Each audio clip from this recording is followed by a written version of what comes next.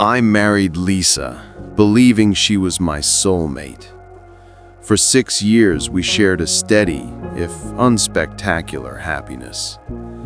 We had 3 children, 2 of them twins, who were the center of our existence. She and I built our life in a suburban neighborhood, with quiet streets and neatly trimmed lawns. I remember those early days fondly. The hush of the suburban nights made me feel safe, like we were in a bubble where nothing truly bad could happen. We'd settle in after work with laughter that carried through the house, the twins cooing in their cribs, our oldest child already trying to toddle around the living room. Often when I got home, Lisa's smile lit the hallway. She'd greet me with a warm hug, a joking complaint about diapers or dinner, and everything seemed perfect. So perfect, I never imagined how quickly it could all unravel. It started last year with a single choice Lisa made, without asking my opinion. That choice wrecked our marriage so thoroughly that it left only betrayal, rage, and a driving need for revenge in me. If anyone had told me back then that Lisa's loyalty could be so thin, I would have called them a liar. But the truth is, loyalty can vanish faster than you'd believe when a person decides their spouse no longer matters. One night she dropped the bomb. Her twin sister Sarah and Sarah's husband Kevin wanted a baby. They had struggled for years, and Sarah's doctor recommended surrogacy. Lisa planned to be that surrogate. But the blow that truly shattered me wasn't the idea itself. It was the fact she never bothered to consult me beforehand. She had already begun the process behind my back. I remember the moment clearly, as if etched in my mind. We were sitting together on the couch.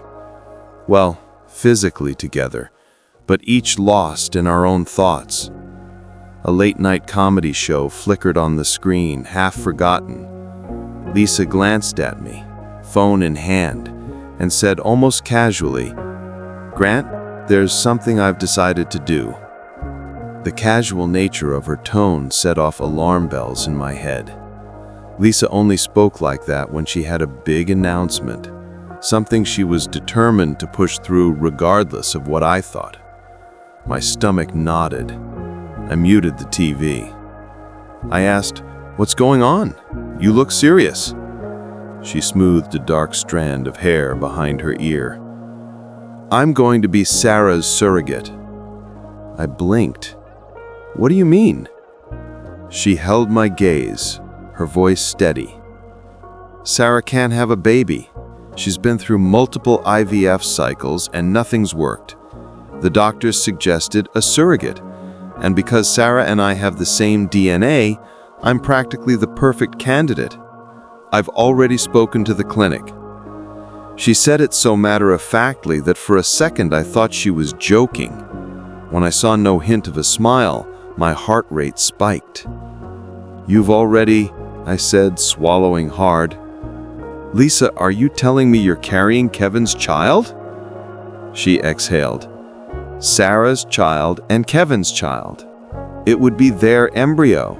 Genetically, I'm just the carrier." I felt my jaw tighten. "When did you decide all this, exactly, without telling me?" She raised her chin. "I knew you'd freak out. This was a decision I made because Sarah's my twin, and I can't stand seeing her miserable. Kevin and I talked about it extensively, and I'm certain it's what I want to do." "Kevin and you talked about it extensively?" I repeated, a hot coil of anger in my gut. "That's great. Meanwhile, I'm your husband, and I found out last. Do you have any idea how I feel?" Her eyes flashed with exasperation. "Grant, I'm sorry, but it's my body. I'm doing this with or without your permission. I hoped you'd support me. And yes, I should have told you sooner, but this is too important.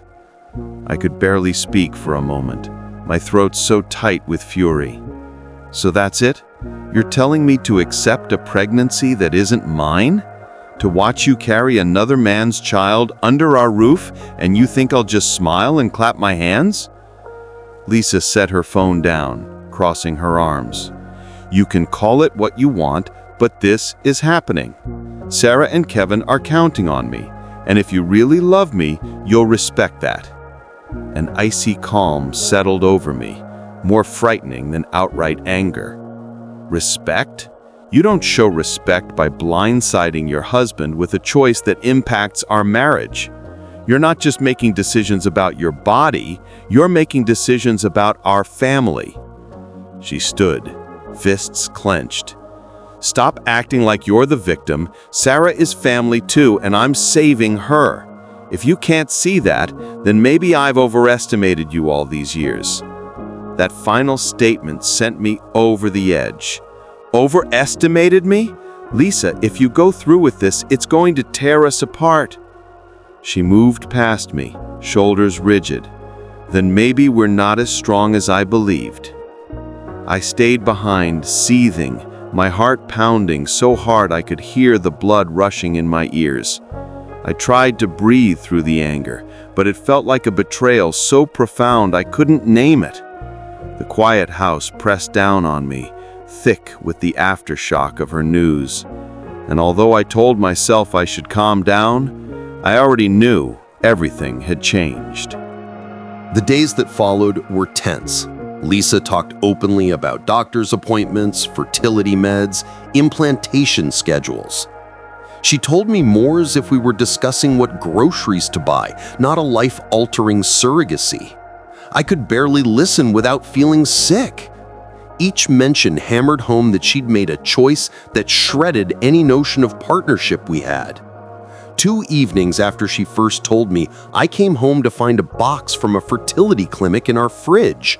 Vials of medications, syringes, and instructions lay scattered on the kitchen table.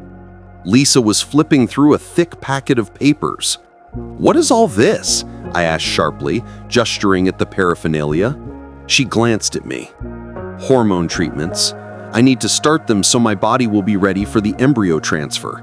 The clinic sent them earlier than expected." I stared at her in disbelief. "You didn't think this warranted a conversation?" She shrugged. "I already told you we're past conversations. I'm moving forward." My voice came out low but tight. "You're ignoring my feelings in this. You don't care that you're pushing me away, do you?" She rolled her eyes. "Stop being melodramatic. It's 9 months and then I hand the baby over to Sarah. It's not like I'm replacing our children with another one. This is to help my sister." "You can rationalize it all you want," I muttered, "but if you do this, I promise you I'm not staying in this marriage." She looked up, gaze steely. "Grant, you're free to leave if your pride can't handle my decision." My face burned. "Pride? This has nothing to do with pride. It has everything to do with partnership. You completely blindsided me." "Talked about it with Kevin." "So what if I talk to Kevin?" she demanded, her voice rising. "He's the father of the embryo. He needed to be part of the discussion." I let out a mirthless laugh. "And I'm the husband you took vows with, or is that irrelevant now?" She picked up the papers again, effectively dismissing me. "We're done here, Grant." I stood there, an ache in my chest. She wouldn't even see the damage she was doing. My fingers twitched with the urge to rip the fertility papers from her hands and tear them apart, but I knew that'd make me look like a madman. So I turned on my heel, left her to her new project, and tried to steady my breath. That night, as I lay awake in bed, I silently decided if Lisa insisted on forging this path alone, well, so be it. I'd file for divorce, because no matter how I twisted it, I couldn't stand to watch her belly grow with Kevin's child. When Lisa found out I had contacted a lawyer, she stormed into the living room where I was helping our oldest child with homework. Fury radiated off her. "How dare you?" she hissed, careful not to alarm our child who was busy coloring. I set down the crayon, told my kid to stay put, and guided Lisa into the hallway. "Lower your voice," I said. "I don't want the kids hearing our fights." She glared at me. So you thought it was acceptable to rush to a lawyer and start divorce proceedings? My chest burned. I told you what would happen if you went forward without me, and you did it anyway. I'm done being disregarded. She shook her head, tears in her eyes, but they were tears of anger. Grant, we can fix this. You just need to accept I'm doing this, then we move on. I held up a hand. No, you're not hearing me. There is no fix. You went behind my back, used our finances, signed up for a surrogacy as though our marriage was secondary to your sister's child. Did you seriously expect me to just say, "Sure, honey, that's great"? Her lips quivered. I didn't think it had come to divorce. God, you're so cold. I barked a short laugh. Maybe I am now, but I wasn't cold when you made that decision. That's what turned me this way. She opened her mouth to retort, then slammed it shut. If she wanted to throw more accusations, she seemed too furious to formulate them. Finally, she spun on her heel and marched upstairs. I just stood there, heart pounding, wishing I could pretend this was all a nightmare. In our state, there is a mandatory 1-year separation before a divorce is finalized. Lisa knew that, and in that 1 year, we'd be living under the same roof, at least for a while. She refused to move out, claiming she had nowhere else to go, that she needed bed rest at times, and that the kids deserved a stable house. I didn't want to uproot my children either, so I tolerated her presence, although tolerate was a generous term. She occupied our guest room or sometimes the living room couch, and I took the master bedroom. We moved like strangers, sharing space, barely speaking. The kids picked up on it, of course, and asked why Mom and Dad no longer sat together at dinner. We tried to act civil in front of them, but tension seeped into every corner of the house. Sarah's twin sister Sarah showed up one weekend with Kevin in tow. I found them in the living room looking at baby strollers in a glossy catalog as though they owned the place. Our kids were outside playing, so I had no reason to pretend courtesy. Kevin rose from my recliner when I walked in. Grant, hey, he said awkwardly. We're just, planning for the baby? Lisa rubbed her belly, which had just begun to show. Kevin and Sarah want to make sure we're prepared. I need certain things in the house to be comfortable. I stared at her. Why can't Kevin buy all that for his own home, since that's where the baby will eventually live? Kevin let out an uneasy clutcher. Well, we thought it'd be good to have supplies here for while Lisa's carrying. I cut him off. Don't you dare talk about supplies in my house like it's your personal baby lounge. Lisa's cheeks flushed. You're being unreasonable. Do you expect me to stand in their place for hours if I'm nauseated or if I need rest? I live here. I clenched my jaw. Yes, you do. But maybe Kevin and Sarah should show some respect for me and not treat this house like their baby planning headquarters. Kevin glanced at Sarah, who stood behind the couch, arms folded. Sarah gave me a steely look. Grant, it's not like we enjoy being here, she said. We're just trying to make this as painless for Lisa as possible. My anger flared hot. Let me guess, you expect me to go along with it. Maybe rub Lisa's feet, support her pregnancy cravings, all for a baby that's not mine? Sarah threw up her hands. For God's sakes, we're family. This shouldn't be about mine or yours. It's about helping each other. I narrowed my eyes. It stopped being about family when you two roped Lisa into this behind my back. Kevin let out an exasperated sigh. Look, man, I get this is awkward. Awkward doesn't cover it, I snapped. But if you're so concerned about Lisa, then set up a comfortable space in your house. Buy every item from that catalog, just don't do it here. If you keep showing up unannounced, we're gonna have a serious problem. Lisa stood, indignation radiating from her. You're being a child. I hope you realize you're alienating our children's aunt and uncle. I shrugged.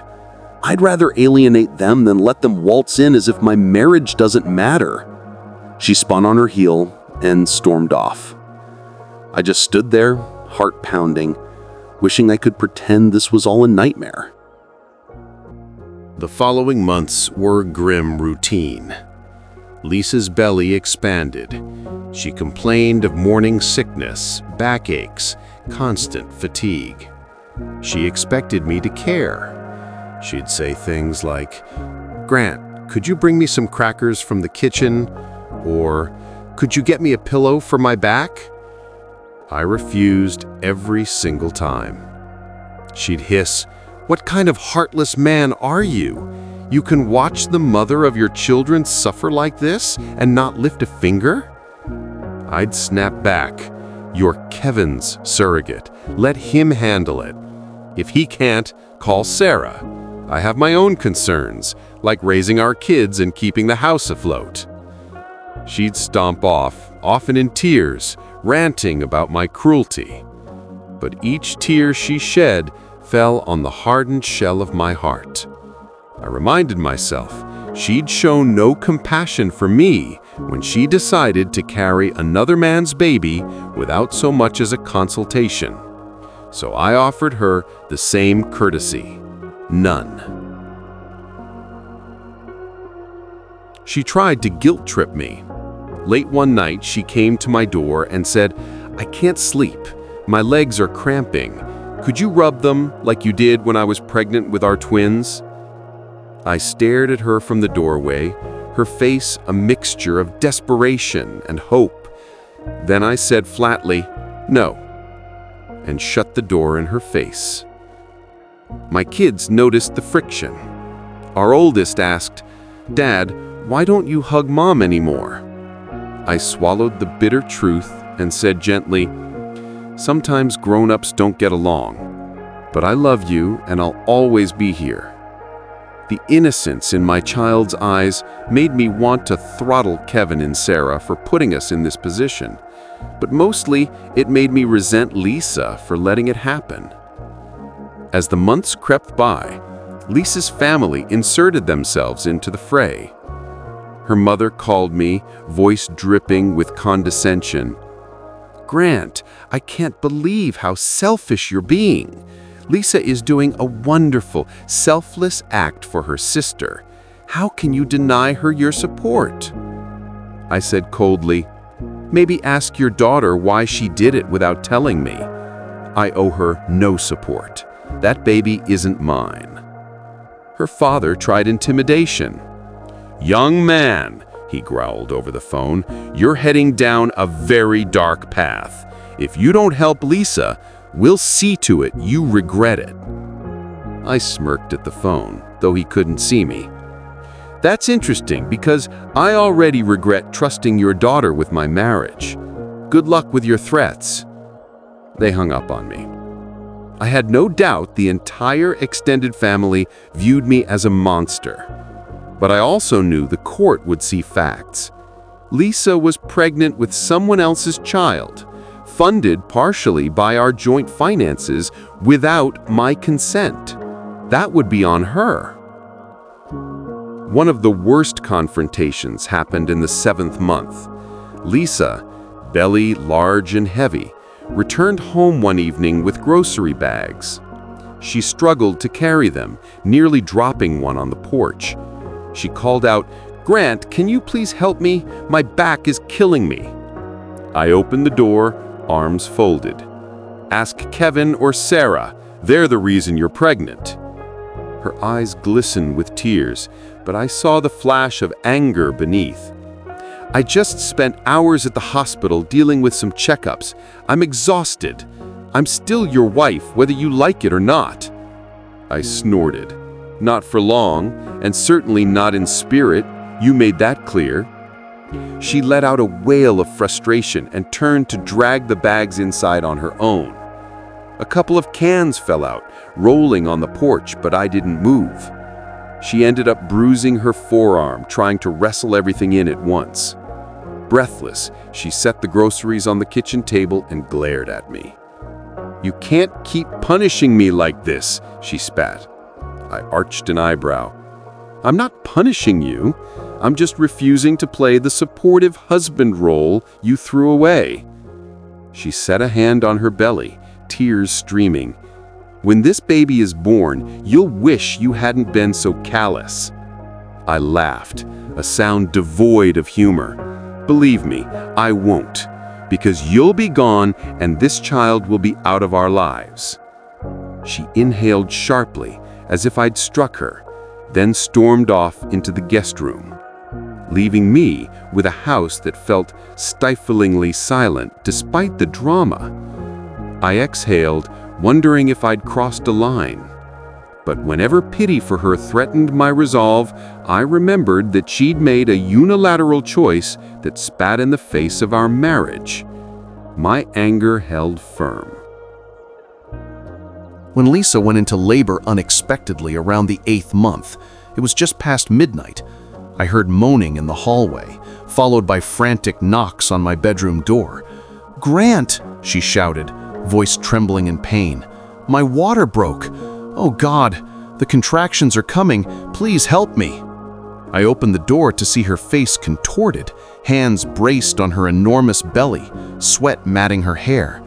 For a split second, the memory of helping her through labor with our own children flickered through my mind.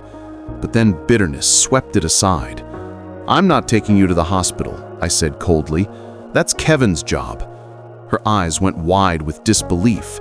"Kevin's not answering. Sarah's phone is going straight to voicemail. I need to get to the hospital now." I shrugged, stepping back. "Call an ambulance." She gripped the doorframe, another contraction ripping through her. "Grant, please, you can't just let me suffer here." I locked eyes with her. "Watch me." She stumbled, tears pouring down her cheeks. You're heartless." I gave a short nod. "That's what happens when you ignore your spouse's feelings. Good luck with the baby. I'm going back to bed." She let out a sob as I closed the door. She fumbled in the hallway, presumably calling 911.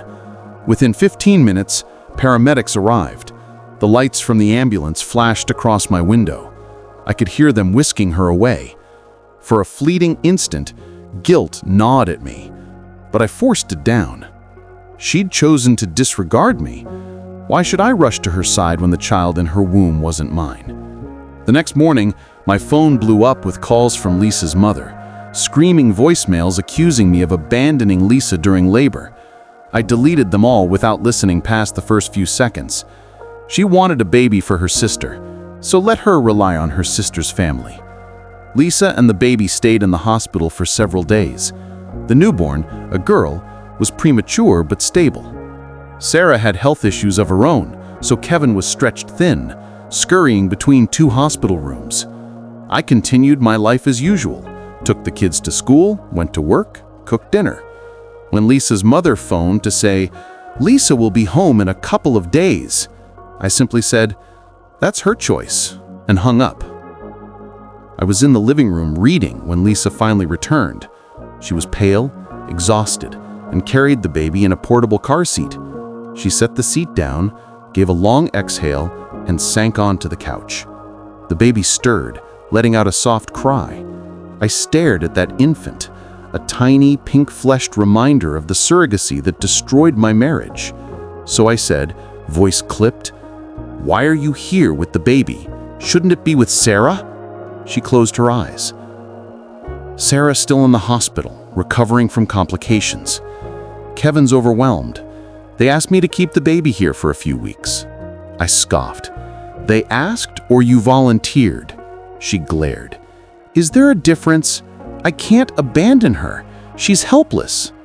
I said, "You should have thought about that before you decided to be a surrogate. But let's be clear, I'm not lifting a finger. If you're too tired to handle the crying, that's your problem." She rubbed her forehead, a tear slipping down her cheek. "Have you always been this cruel, or did I push you into it?" She whispered, seeming to talk more to herself than to me. "That's a question you can ask yourself at night when the baby's screaming," I replied. "Now, if you'll excuse me, I have real children to feed." She flinched as though I'd slapped her, but said nothing. I walked away to start dinner. For the next month, the nights were filled with the infant's wails. Lisa would shuffle around half awake, trying to warm bottles. She'd come to me one night, circles under her eyes, and beg for help. "Please," she said one night, tears dripping on the bottle in her hands. "I need half an hour just to lie down. The baby's been crying for hours." I held her gaze, unwavering. "Go call Kevin or your mother." She let out a frustrated sob and turned away, the baby's cries echoing in the hallway. I felt a flicker of remorse for the child. It had done nothing wrong, but this was Lisa's doing, not mine. I wouldn't let her off the hook. Lisa's mother and father visited often, wagging fingers in my face, calling me names: monster, coward, unfit husband. Sometimes Lisa's father tried to corner me in the kitchen. "Listen here," he'd say, "you should be ashamed. Lisa is postpartum. She needs rest. You can't just abandon her." I'd glare at him. "She should have thought about that before ignoring my boundaries.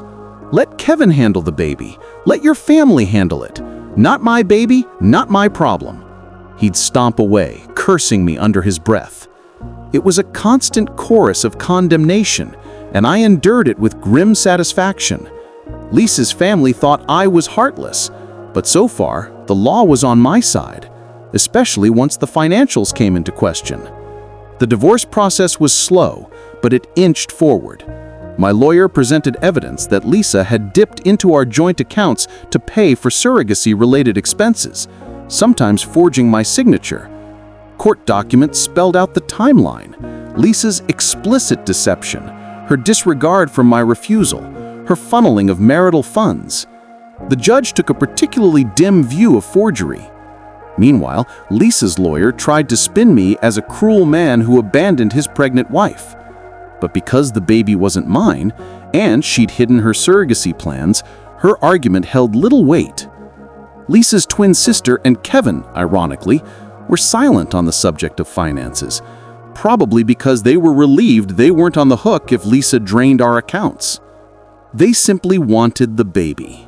But with Sarah's ongoing medical issues and Kevin's uncertain job situation, they couldn't even take full custody right away. The baby's presence in our house became a bizarre, tense-filled arrangement that everyone hated but had to endure. By the time we reached the final hearing, Lisa had recovered physically, but was frazzled, caring for a baby that wasn't hers to keep. She cornered me in the living room 2 weeks before the court date, the baby dozing in a bassinet. "I need some financial help," she said bluntly. I looked up from my laptop. "For what?" She hesitated, then folded her arms. "My doctor says I should be focusing on postpartum recovery. I shouldn't have to find a job immediately." I raised an eyebrow. "You're not my responsibility anymore, Lisa." She tightened her mouth. "I'm still the mother of your 3 children. I'm not talking about money for the surrogacy. I mean money for me, to live, to feed our kids when they're with me, to pay for my share of the expenses." I closed my laptop slowly. "When we're divorced, I'll pay child support for our children as required by law. I'm not giving you spousal support." Her eyes flashed. "I deserve some financial security." I said, "You sacrificed your body, your comfort, for your sister, not for me.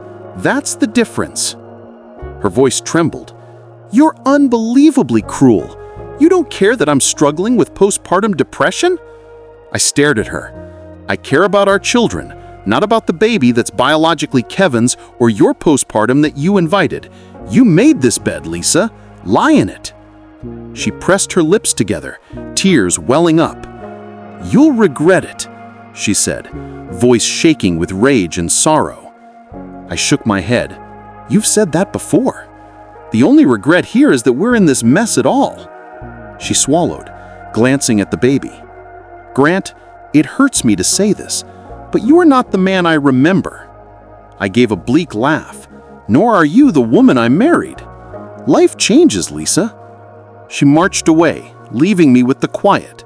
The baby slept on, oblivious to the war zone around it. The final week before the court date, Lisa decided to move out, taking the baby to her mother's house until Sarah was healthy enough to assume custody. She packed in a hurry, boxes clattering, tears sliding down her cheeks as she folded her clothes. Our children, confused, asked if Mom was leaving for good. She tried to reassure them that she'd see them often, that she still loved them. They nodded, though sadness weighed on their little faces. The day she left, she stood in the foyer, the baby carrier at her feet, a small suitcase in her hand. She looked at me, eyes rimmed red. "One last time, Grant. I'm asking you not to do this. Don't finalize the divorce. I'll find a way to fix things. Please." I felt a strange tug in my chest, but I let it pass. Fix things by turning back time? Because that's the only way. You can't undo what you did. A tear rolled down her cheek. I never imagined I'd lose you. I just wanted to help Sarah. I nodded, bitter. Well, you helped Sarah, and in the process, you torched our marriage. Goodbye, Lisa. She swallowed hard, picked up the baby carrier, and left. The door shut behind her with a soft click that seemed to reverberate through the empty house. I closed my eyes, letting out a shaky breath. For the first time, I felt something akin to relief. We were nearly the end. At the final court date, Lisa sat at one table with her lawyer. I sat at another with mine. Kevin and Sarah were present in the gallery, wearing identical expressions of apprehension. The judge, a stern-faced woman, had reviewed all the documents. Lisa's lawyer attempted a tearful speech about how Lisa was abandoned while pregnant and how I was emotionally abusive. My lawyer presented a careful timeline. Lisa made the surrogacy decision without my consent. She spent marital funds on the procedure. She forged my signature. I had repeatedly communicated my refusal and set a boundary she ignored. When the judge spoke, her tone was clipped. She found Lisa's actions to be in blatant disregard of our marital partnership. She recognized that the baby was not mine, so I had no financial or parental obligations. Regarding spousal support, the judge saw no reason I should pay, especially given Lisa's misuse of funds. She awarded me primary custody of our 3 children. Lisa received visitation rights, provided she could prove a stable environment. Lastly, she was ordered to repay part of the misused marital funds. As the judge delivered her ruling, Lisa's face crumpled. Tears slipped down her cheeks. She covered her mouth with one hand, shoulders shaking. Kevin and Sarah exchanged stricken looks. I felt my own heart thudding, but mostly I felt vindicated. My revenge was complete. I had walked away from the wife who betrayed me, and the law backed me. We stepped into the hallway outside the courtroom. Lisa approached, eyes swollen. "Grant," she whispered, voice trembling, "I never wanted it to come to this. I'm sorry. I truly am. I made a mistake, but I never thought you'd cut me off like this." I gazed at her, remembering the nights I'd pleaded with her not to do it. Her dismissive retorts, her arrogance. "You decided to put Kevin and Sarah's needs before ours, and you lied about it. That's more than a mistake. It destroyed us." She let out a ragged breath. "I just wished you could forgive me someday." My stare remained cold. "You forged my signature. You refused to listen when I begged you not to do this. Forgiveness doesn't come that cheap. Goodbye, Lisa." Sarah drifted closer, trying to place a hand on my arm. "Grant, don't you see? She's remorseful. She did it for me." I jerked my arm away. "You got what you wanted, Sarah. That baby is yours now. You can deal with the fallout. You and Kevin can support Lisa if you think she deserves it. I'm done." They stood there, speechless, as I headed for the exit. The corridor felt brighter as I walked away, as if a crushing weight had been lifted.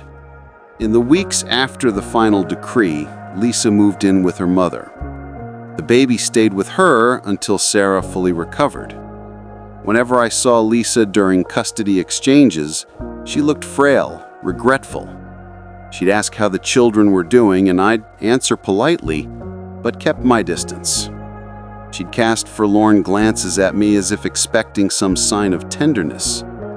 I offered none.